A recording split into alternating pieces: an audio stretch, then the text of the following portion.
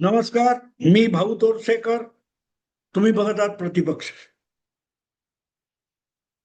मित्रांनो, आपले मराठी पत्रकार पण शरद पवारांना हवं त्यावेळेला कसे विसरून जातात मला कळत नाही. नाहीतर पवार साहेबांचं गुणगौरव म्हणजेच पत्रकारिता असं आयुष्यभर मानलेले बरेच पत्रकार आहेत. आणि आज सगळ्यात मोठी किमया या कॉक्रोच आंदोलनाच्या निमित्ताने जर कोणी केली असेल तर ती शरद पवारांनी केली आहे. पण या वेळेला मात्र शरद पवारांचं या खऱ्या कर्तृत्वाचं गुणगान कोणीच करू नये याचं दुःख होतं. नाहीतर तुम्हाला माहितीये की ट्रम्पनी केसावरून हात फिरवला तरी शरद पवारांनी भाकरी फिरवली असं म्हणणारे मराठी पत्रकार आहेत. तिकडे पुतीननी मोदींना मिठी मारली, शरद पवारांची गुगली असंही सांगणारे पत्रकार आहेत. पण आज दिल्लीमध्ये हाताबाहेर जात चाललेलं जे कॉक्रोच आंदोलन होतं, झुरांचं आंदोलन होतं, ते आंदोलन पवार साहेब दिल्लीला पोहोचले आणि बघता बघता गुंडाळलं गेलं. ह्या सगळ्या किमयामध्ये शरद पवारांची खरोखरची किमया होती असं माझं तरी निदान मत आहे. पण त्यावेळेला मात्र पवारांचं कौतुक करायला कोणी मायका लाल पुढे आला नाही याचं मला नवल वाटतं. याचं नवल वाटतं. मित्रांनो, तुम्ही ते घटनाक्रम बघा की पवार साहेब दिल्लीत गेले, सुप्रियाताई अर्थातच त्यांच्या बरोबर होत्या आणि दिल्लीला गेलेले पवार साहेब हे जंतर मंतर पर्यंत गेले. अर्थात अशा ठिकाणी अगत्याने जाणं हे शरद पवारांचं अगत्यच असतं. तुम्हाला आठवत असेल तर 4 वर्षापूर्वी 3 वर्षापूर्वी जेव्हा अंतरवली सराटीमध्ये जरांगे पाटील उपोषण करत होते त्याकडे कोणीही वळून बघितलेलं नव्हतं. अशा वेळेला त्यांची प्रकृती तपासायला गेलेल्या सरकारी डॉक्टरांवर हल्ला झाला आणि त्याला आवर घालण्यासाठी पोलिसांनी जो लाठीमार केला आणि दगडफेक झाली आणि त्यातून एक नवा अण्णा हजारे जन्माला आला. त्याला आज जरांगे पाटील म्हणून लोक ओळखतात. त्या जरांगे पाटलांचं आंदोलन ऐन भरात येण्याच्या पूर्वी सगळ्यात तिथे आधी पोहोचलेली व्यक्ती सुद्धा शरद पवारच होती. आणि तुम्हाला आठवत असेल की शरद पवार त्या स्टेजच्या खाली मंचाच्या खाली उभे होते आणि मंचावर बसलेले जरांगे पाटील आपल्या हातातला माईक पवार साहेबांकडे देत होते आणि पवार साहेबांनी त्याच्या कानात काय सांगितलं माहिती नाही. पण जरांगे पाटील म्हणजे एखादी मुलगी प्रेमात पडावी तसे चेहऱ्यावरचे हावभाव आणत शरद पवारांचं कौतुक सांगत होते. साहेबाची काय बघा ऊर्जा, बघा ऊर्जा बघा, वगैरे वगैरे. सांगायचा मुद्दा इतकाच की शरद पवार अंतरवली सराटीला गेले आणि आंदोलन अधिक पेटत गेलं. तेव्हा अशा ठिकाणी पोहोचणं आणि उपोषण करणाऱ्याला किंवा आंदोलन करणाऱ्याला आपल्या खिशात घालण्याचा प्रयत्न करणं ही पवारांची किमया आहे, जादू आहे त्यांच्याकडे. हे मान्य केलं पाहिजे. त्यांच्यावर टीका होऊ शकते, पण पवार म्हणजे काय हे समजून घ्यायचं असेल तर पवारांची ही कला समजून घेणं आवश्यक आहे. साहजिकच अंतरवली सराटीप्रमाणेच जंतर मंतरवर पवार साहेब गेल्याशिवाय तिथला विषय संपणं शक्य नव्हतं. झालं असं की पवार साहेब हे आज प्रकृतीमुळे वयामुळे उभे राहून सहजगत्या हिंडू फिरू शकत नाही. त्यांना अनेक ठिकाणी त्या व्हीलचेअरची मदत घ्यावी लागते. पण जंतर मंतरवर काही गडबड होऊ नये म्हणून सिक्युरिटी गेट केलेलं होतं आणि त्या सिक्युरिटी गेट मधून पवार साहेबांची व्हीलचेअर आत जाऊ शकत नव्हती आणि इतक्या पावसात चिखल वगैरे घाण सगळी त्यातून पवार साहेबांना चालत मंचापर्यंत जाणं शक्य नव्हतं. त्यामुळे मग दिपके वगैरे सारखी मंडळी, त्या आंदोलनाचं नेतृत्व करणारी मंडळी त्या गेटच्या बाहेर येऊन पवार साहेबांची बोलली, भेटली, बोलली, त्यांचे आशीर्वाद घेतले आणि पवार साहेबांच्या वतीने तिथून त्यांच्या लाडक्या कन्येने सुप्रियाताईंनी आंदोलनाला पाठिंबा जाहीर केला.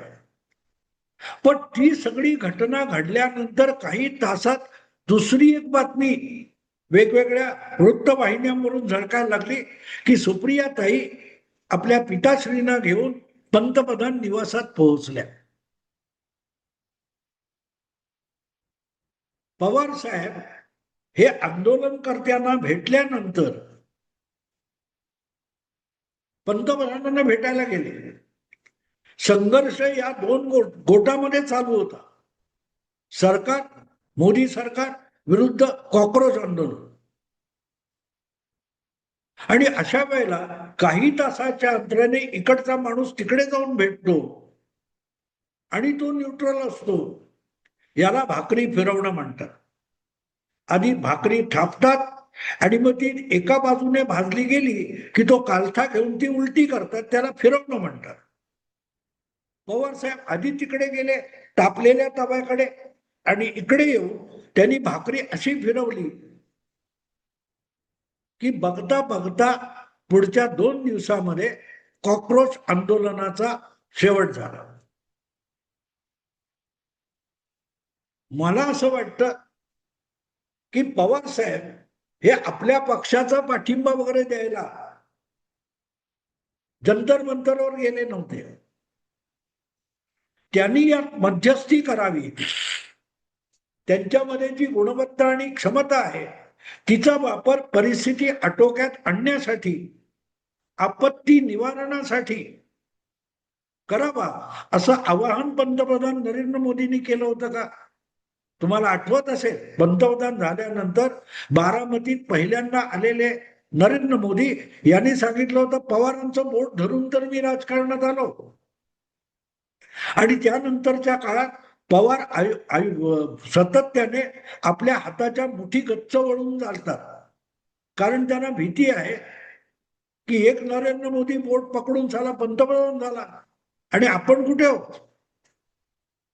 त्यामुळे आपलं बोट यापुढे कोणी पकडू नये याची काळजी घेत शरद पवार हे 2014 नंतर वागत आले. त्यामुळे आज आपल्याला गरज आहे तर आपल्याला उपयुक्त आणि मदतनीस ठरेल असा एकमेव माणूस आहे तो शरद पवार आहे, हे ओळखण्याची बुद्धी पंतप्रधान नरेंद्र मोदींकडे आहे. आणि म्हणूनच मला असं वाटतं की अचानक इतक्या नाजूक तब्येतीचे शरद पवार हे जंतर मंतरवर पोहोचले तर त्यांच्या इतकं सफाईदार काम आपला कोणी मंत्री सुद्धा करू शकणार नाही याची पंतप्रधानांना खात्री होती. पण दुसरीकडे आपण गळ घातली तर पवार साहेब हे काम नक्की करतील याची खात्री सुद्धा मोदींना होती. आणि म्हणून मी वारंवार सांगतो की कितीही बातम्या येऊत, कितीही गौप्यस्फोट होत, कितीही ब्रेकिंग न्यूज होत की शरद पवार आपला पक्ष घेऊन एनडीए मध्ये जाणार, याला मी सतत नकार देत आलो. असं शक्यच नाही.